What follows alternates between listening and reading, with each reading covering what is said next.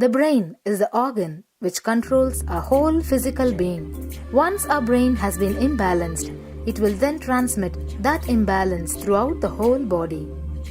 Thought forms are pure energy that have the ability to influence people and everyday events in life.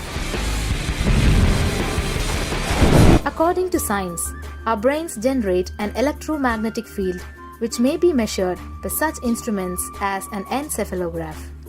This electromagnetic field is generated by the brain every time we think, and as our mind is never still, we may be compared to perpetual power generators.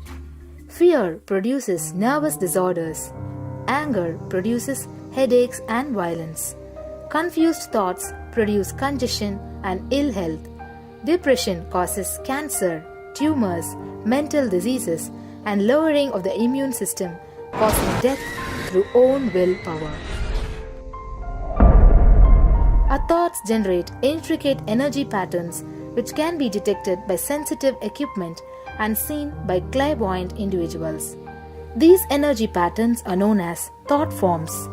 Surprisingly, thought forms are shaped by the thoughts themselves.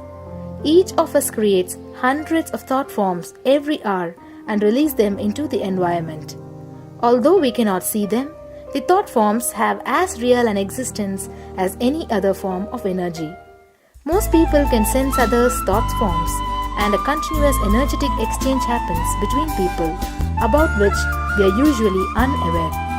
This also explains why we sometimes take a sudden liking or dislike to a certain person directly on meeting them.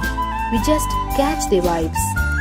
Unclutching is a guide for equanimity and enlightenment. Thoughts are like bubbles in a fish tank. Just as bubbles in a fish tank rise from the bottom, our thoughts also rise in the same manner. When one bubble comes and reaches the surface of the water, the next bubble starts and the third bubble starts. Because the bubbles are rising at high speed, they look like a continuous stream. But our mind is not a continuous stream. There is always a gap between two thoughts. Like the bubbles, we also experience a neutral space between two thoughts.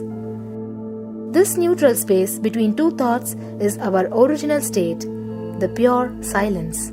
It is a state of pure consciousness, the state of God. Since the gap or the neutral space between two thoughts is too small, we think all thoughts are connected and form a shaft. But there is always a gap between two thoughts. In the forest of northern India, the hunters trap the birds using a trap. They tie a rope between two trees. The rope is the shaft that we create by connecting two thoughts. In the middle of the rope, they secure a wooden stick.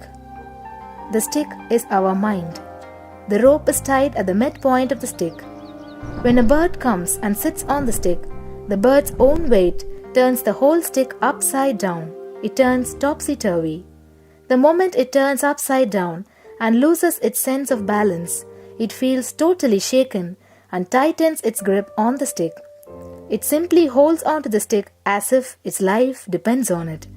Similarly, we connect thoughts and form a shaft out of it and live in the fear that if we drop our mind, we might be lost. We might lose our identity. Because it is hanging upside down, it thinks, if I unclutch from this stick, I will fall and die. It's similar to the fear that if we start trusting that we are unconnected, unclutched, independent and illogical thoughts, we might be lost. If the bird lets go and relaxes, it may flutter to balance for a moment or two. When it leaves the stick, maybe for a few seconds, it will fall, but then it will adjust itself and start flying. In the same way, we hold on to whatever we think is our identity and security, our education, our mind, our life, our relationships, or our bank balance. Ultimately comes to remove the stick, that is, our identity. Just like the bird, we don't realize that if we drop our mind, at that moment we can become a Paramahamsa. that very moment we can be liberated.